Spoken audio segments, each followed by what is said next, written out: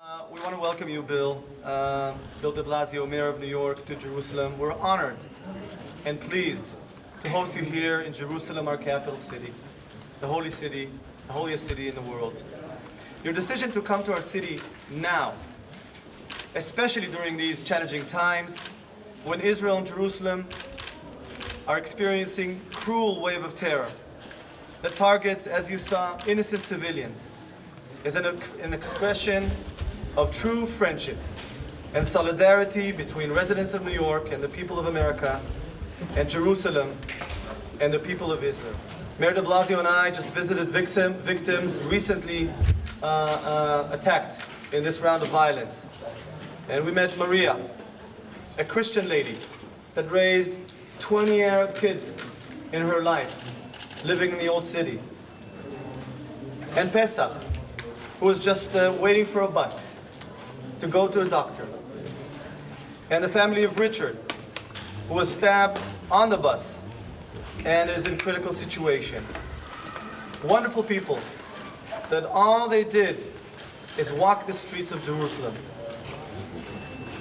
I believe that you in New York understand, because you also went through a round of violence in September 11, and we almost realize that the source of hatred, the source of terror, is similar around the world. And it is our duty to fight not only the terrorists, but the people inciting terror and causing people to go and create terror attacks.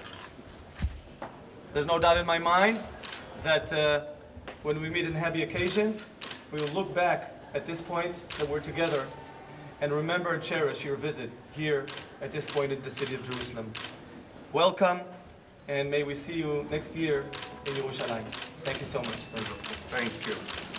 Thank you so much, Mayor Barkat. I appreciate your kindness and the great relationship that we have developed, and the fact that our cities are so close. City. We feel extraordinary closeness. Our people, by blood, by history, feel such a connection. And so when you are going through pain, we feel pain too. When you're under attack, we feel under attack too. And I'm honored to be here in that spirit of solidarity and a sense of common destiny. I want to say, first of all, let me offer my thanks to everyone at Hadassah Hospital. And I have to tell you, the stories I've heard are, in the midst of this pain, in the midst of this challenge, can only be described as inspiring and somehow life-affirming. And it's a hard thing to imagine at this difficult moment, but what's happening here reminds us of what should be and will be one day. I want to thank Dr. Tamar Peretz, the director of this fine hospital. I want to thank Dr. Alon Pekarsky, the head of surgery. They are extraordinary doctors dealing with one of the most dynamic situations, I'd argue, anywhere in the world. And to hear them talk about their mission is inspiring. It's far beyond a medical mission. They're serving people throughout one crisis after another. They understand that this hospital is one of the guarantors of something positive in this society, and there's such a commitment here to serving all and to being a place where people of goodwill come together to help others. And that's the amazing story of Hadassah. The staff here, the doctors, the nurses, the staff, come from the Jewish community, come from the Muslim community, work together to save lives. So even again, amidst this pain, there is a reminder of something better. It's also so stark today. You don't have to you can't think about acts of terrorism like this in the abstract when you meet the victims, when you meet their families. It becomes very real. And in New York City, as you said, Nir, we know too much about the effects of terror. And even just a few weeks ago, with our anniversary again, reminded what the cost of terror is in human terms. Well, today we saw 3 families deeply affected by these acts of terror. And we understand that any act of violence against a civilian is unacceptable. and we have to condemn it, and we have to fight to stop it, because there can't be peace when civilians are wantonly attacked just for going about their business. The victims we met, I wish I could express to you fully how extraordinary their stories are and how extraordinary their spirits are. 3 entirely different people, 2 victims and the wife of another, each with an amazing story and each with somehow a positive spirit despite what they've been through.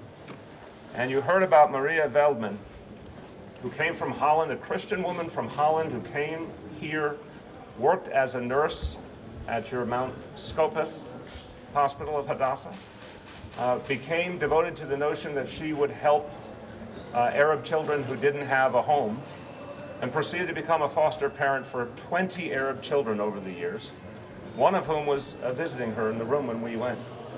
And she talked about the fact that no matter what she has been through, she still feels a love for all people, and that she looks forward to continuing her work.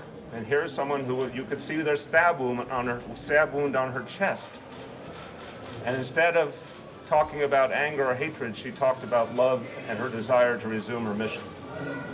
When we talked with Pesach Krzyzewski, as a man who some of you saw had gone through such a horrible injury and come so close to death, and yet he was joyful to be alive and offered a positive hope for both our peoples.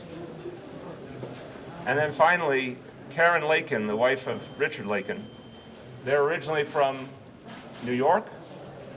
She grew up in the Bronx, I believe she said, but they lived in Portchester before they returned and made a return to Israel.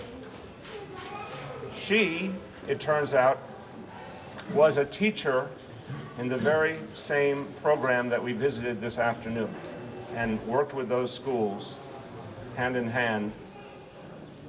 And even more amazingly, and I thought as I was listening to her that you couldn't believe that all this history could come together in one place. She and her husband were freedom riders during the Civil Rights era in 1961.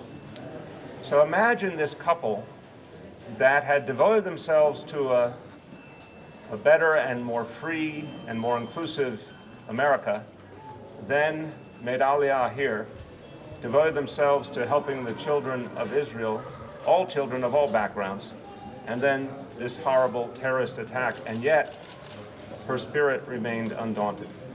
So I just will conclude by saying what we've seen here in the spirit and the resolve of these victims, and the strength of the leadership here in Jerusalem, in the amazing work of the leaders and the staff of Hadassah Hospital. Somehow, amidst this pain, there is still hope. And our prayers are with all of the victims and their families. This violence must end. And today reminds me that when the violence does end, there are good people who will move forward and help this society move forward towards peace.